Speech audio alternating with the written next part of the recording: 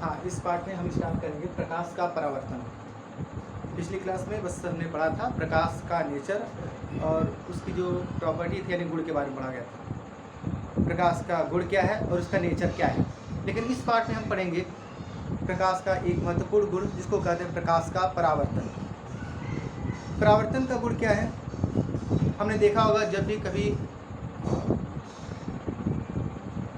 सन का यानी सूरज की किरणें या किसी टॉर्च की रोशनी हो वो किसी पॉलिशदार सरफेस से टकराती है तो अपनी दिशा से भटक जाती है यानी दिशा को बदल देती है। इसी गुण का नाम रखा गया परावर्तन।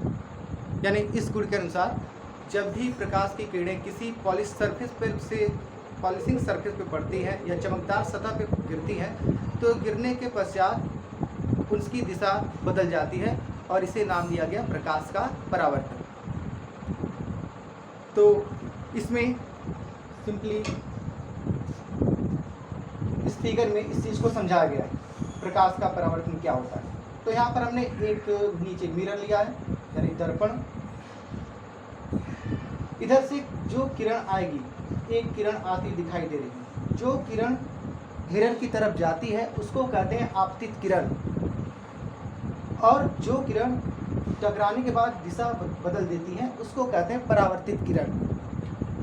बीच में एक डॉटेड लाइन बनाया गया है जिसको नाम दिया गया अभिलंब।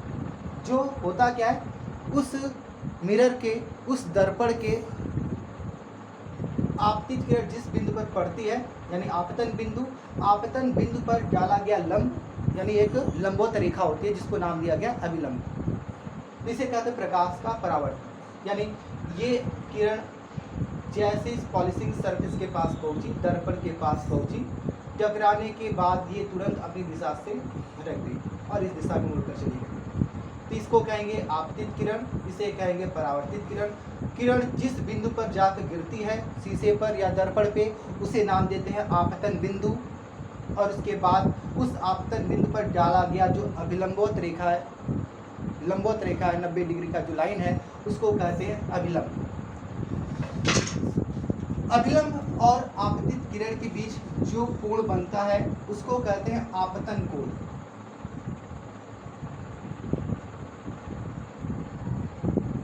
जिसको आई से प्रदर्शित करते हैं।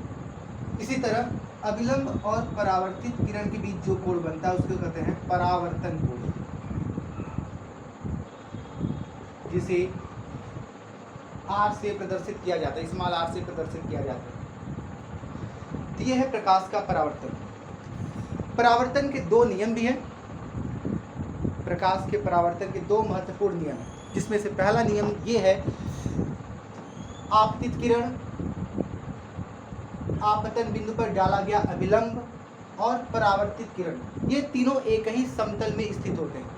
यानी अगर ये कोई दर्पण हो गया तो अगर किरण इधर से आती है, ये लंबवत रेखा हुआ तो किरण बिल्कुल यहाँ से निकल कर आएगी। यानी ये तीनों की तीनों जो लाइन है आपतित किरण, अभिलंब और परावर्तित किरण, ये तीनों जो लाइन है एक समतल में मिल जाएगी, बिल्कुल सीधा, ठीक है, एक समतल में स्थित होती है। दूसरा जो नियम है वो फिगर में भी दिखाई दे रहा होगा। आपतित किरण और अभिलंब के बीच जो कोण बना हुआ है आपतन कोण यानी आई, और दूसरी तरफ अभिलंब और परावर्तित किरण के बीच जो कोण बना है आर, ये दोनों आपस में सदैव बराबर होते हैं। यानी आपतन कोण का जो मान होता है वह सदैव परावर्तन कोण के बराबर होता है। यह है दूसरा नियम। यानी पहला नियम है आपतित किरण, अभिलंब और परावर्तित किरण तीनों एक ही समतल में स्थित होते हैं, और दूसरा जो नियम है वो है आपतन कोण सदैव परावर्तन कोण के बराबर होता है। यह है परावर्तन और परावर्तन के दो नियम। दूसरे पार्ट पे हमने लिखा है प्रतिबिंब। अब जब भी कोई दर्पण होगा या लेंस होगा, लेंस से या दर्पण से परावर्तन अथवा अपवर्तन के पश्चात परावर्तन होता है तो दर्पण से होता है, लेकिन अपवर्तन जो होगा, जो बाद में टॉपिक डिस्कस किया जाएगा, वो किसी लेंस से होता है। तो परावर्तन और अपवर्तन के पश्चात किसी वस्तु का एक प्रतिबिंब बनता है। तो जब भी कोई वस्तु हम, जैसे हमने एक प्लेन मिरर हो गया, समतल दर्पण के सामने सुबह खड़े हो जाते हैं तो मेरा एक प्रतिबिंब दर्पण के अंदर बनता दिखाई देगा, ठीक है। तो हमें कहा जाएगा बिंब। वस्तु को कहा जाएगा बिंब, और जो दर्पण के अंदर बना परावर्तन के पश्चात उसको कहते हैं प्रतिबिंब। ये प्रतिबिंब दो तरह के होते हैं, एक वास्तविक होता है, दूसरा होता है आभासी। वास्तविक प्रतिबिंब क्या होता है, इसमें परावर्तन या अपवर्तन के पश्चात जो किरणें होंगी वो आपस में एक दूसरे को जरूर काटेंगी, दोनों किरणें आपस में जरूर कहीं नहीं काटेंगी इस तरीके से, तो वहां पर हमेशा एक वास्तविक प्रतिबिंब बनता है।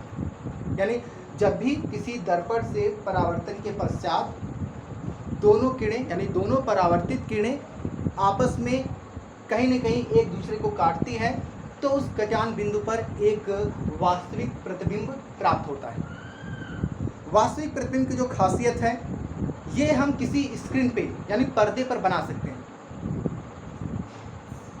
दूसरा, आभासी प्रतिबिंब। आभासी प्रतिबिंब जैसे दर्पण के अंदर हम लोग का प्रतिबिंब सुबह देखें, किसी समतल दर्पण के सामने खड़े हो जाए, शीशे के सामने खड़े हो जाते हैं, तो हमारी जो प्रतिबिंब है अंदर दिखाई देती है, वह एक आभासी प्रतिबिंब है, क्योंकि वो किसी पर्दे पर नहीं बना हुआ है, वो अंदर बना हुआ है। ऐसे प्रतिबिंब को कहते हैं आभासी प्रतिबिंब। इसमें होता क्या है कि दोनों परावर्तित किरणें आपस में कभी काटती नहीं है। जैसे हमने ये कहा, एक परावर्तित किरण इधर चला गया और दूसरा परावर्तित किरण इधर चला गया, ये दोनों किरणें एक दूसरे को कभी नहीं काट सकती। लेकिन अगर इन्हें पीछे खींच लिया जाए, बढ़ा लिया जाए, तो ये दोनों एक दूसरे को कहीं काट देंगे, तो ये दोनों एक दूसरे को कहीं ना कहीं काटेंगी। तो जहाँ पर काटेंगी वहाँ पर एक आभासी प्रतिबिंब हमें प्राप्त हो जाएगा, तो इसे कहते हैं आभासी प्रतिबिंब। तो ये वास्तविक प्रतिबिंब और दूसरा आभासी प्रतिबिंब। वास्तविक प्रतिबिंब की सबसे बड़ी खासियत हमने बताया कि इसे हम किसी पर्दे पर बना सकते हैं, और आभासी प्रतिबिंब को हम कभी पर्दे पर नहीं बना सकते।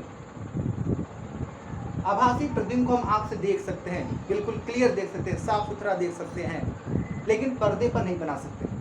वास्तविक प्रतिबिंब हम किसी पर्दे पर बना सकते हैं, जैसे कि सिनेमा घरों में पर्दे पर फिल्म दिखाया जाता है, तो कुछ वैसा ही पिक्चर बना सकते हैं किसी वस्तु का, अगर वह प्रतिबिंब कैसा बने, वास्तविक बने तब। तो ये है वास्तविक और आभासी प्रतिबिंब।